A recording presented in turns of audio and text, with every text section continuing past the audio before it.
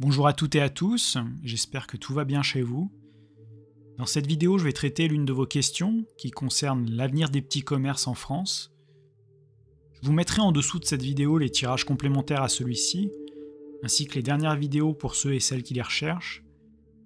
Je vais donc poser la question suivante à l'oracle de Béline. Quelle carte représente l'avenir des petits commerces en France? Je recouvrerai la carte du Béline par un arcane majeur.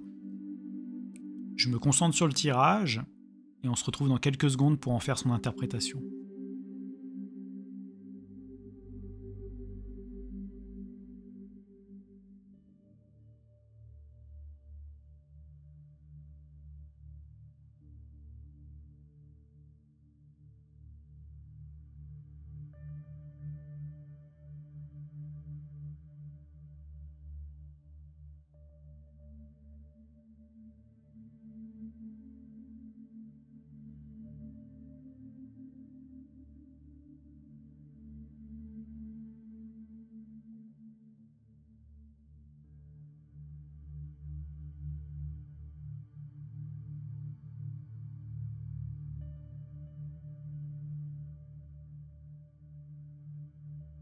Le tirage est terminé.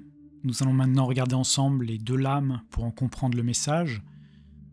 Alors j'ai tout d'abord tiré la carte 32 de la méchanceté, puis j'ai recouvert avec l'arcane majeur de l'ermite.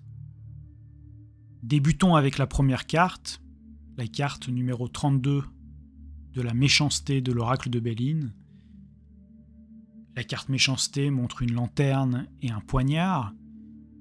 Elle est associée à la planète Mars, symbole d'action, de force, de conflit. Si la lanterne symbolise la lumière dans l'obscurité, le poignard, quant à lui, évoque non seulement la défense, mais aussi l'idée de sacrifice. Historiquement, ces outils étaient vitaux pour se protéger lors de voyages ou de déplacements nocturnes. Dans le contexte astrologique, Mars renforce l'idée de vigilance et de possibles confrontations. Mais le poignard ajoute une dimension de sacrifice, indiquant que des décisions difficiles peuvent être nécessaires pour la protection. Par rapport à notre question, pour les petits commerces en France, la carte méchanceté suggère un environnement rempli d'embûches. Ils doivent non seulement être vigilants face à un contexte économique et politique risqué, mais ils pourraient aussi être confrontés à des situations exigeant des sacrifices. Le poignard évoquant le sacrifice suggère que certains commerçants pourraient avoir à faire des choix difficiles pour préserver leur entreprise. Cela pourrait signifier des ajustements financiers, des restructurations, ou même la fermeture temporaire. Derrière ces sacrifices se cache également une malveillance orchestrée, ou un complot délibéré visant à pousser les petits commerces vers la fermeture. Face à cette menace latente, il est impératif pour les commerçants d'être sur leur garde, de discerner les signes de trahison ou de manœuvres déloyales des politiques, et d'agir en conséquence pour défendre leurs intérêts. Avant de poursuivre l'interprétation avec la lame suivante, n'oubliez pas que si vous appréciez ce type de vidéo, et que vous voulez plus de vidéos comme celle-ci, pensez à vous abonner si ce n'est pas déjà le cas. Un like est également un petit coup de pouce pour mon travail.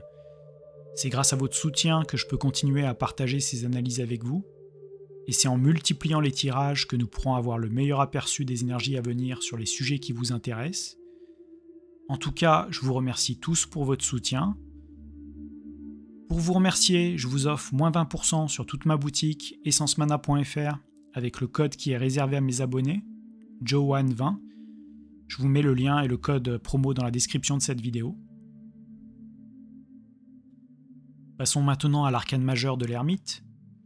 Comme vous pouvez le voir, l'ermite est illustré par un vieil homme se déplaçant avec un bâton et sa lanterne pour éclairer son chemin dans l'obscurité. Il est un symbole puissant de réflexion profonde, d'introspection, et d'un retrait nécessaire et temporaire du tumulte du monde extérieur. Cette carte incarne la sagesse et la quête de sens. Elle invite à transcender les tracas quotidiens et à se concentrer sur les véritables enjeux et les vérités essentielles. Voyons maintenant comment l'interpréter par rapport à la question posée. L'ermite évoque une situation qui stagne, qui ne favorise pas l'action et la réussite. Les choses avancent lentement et nécessitent des efforts constants. Elle évoque également un sentiment de solitude. On ne peut compter que sur soi-même. Face aux défis soulignés par la carte méchanceté, l'ermite suggère au petit commerce d'adopter une posture courageuse et de prudence accrue. Plus que jamais, il sera essentiel de prendre le temps de la réflexion, d'évaluer chaque situation avec soin et de ne pas se précipiter dans des décisions hâtives. La patience sera une vertu cruciale pour traverser cette période tumultueuse. En mettant l'accent sur la réflexion et la patience, les commerçants pourront mieux comprendre les défis auxquels ils sont confrontés et élaborer des stratégies solides pour les surmonter. Dans cette période marquée par la méchanceté, où les dangers semblent omniprésents, le message de l'ermite est clair. La prudence, la patience et la réflexion approfondie sont les clés pour naviguer avec succès à travers ces eaux agitées. En prenant le temps de se retirer, même brièvement du chaos ambiant, les commerçants peuvent trouver les solutions et les stratégies dont ils ont besoin pour non seulement survivre, mais aussi prospérer. Je ne sais pas si vous l'avez remarqué, mais il y a un symbole récurrent entre ces deux cartes. C'est la lanterne, symbole d'une lumière dans l'obscurité, d'une guidance dans des moments de confusion ou d'incertitude. Cette récurrence suggère une période de défi où la lumière peut sembler faible, rendant la progression ardue. Les deux cartes, méchanceté et l'ermite, sont la lanterne en commun, mais également un autre outil tout aussi essentiel. La dague pour la première et le bâton pour la seconde. Ces outils évoquent la défense, le soutien et la nécessité de se préparer pour les épreuves à venir. La carte méchanceté évoque des obstacles, possiblement orchestrés, une sorte de complot ou de malveillance visant à nuire au petit commerce. Elle suggère une nécessité de vigilance, de sacrifice et parfois même de défense. Les commerçants pourraient se retrouver dans des situations où des décisions difficiles, voire douloureuses, doivent être prises pour préserver leur avenir dans une période tumultueuse.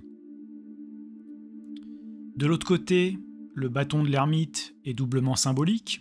Non seulement il peut servir à se défendre, mais il est surtout un pilier sur lequel s'appuyer durant le voyage, rappelant l'importance de la stabilité et du soutien.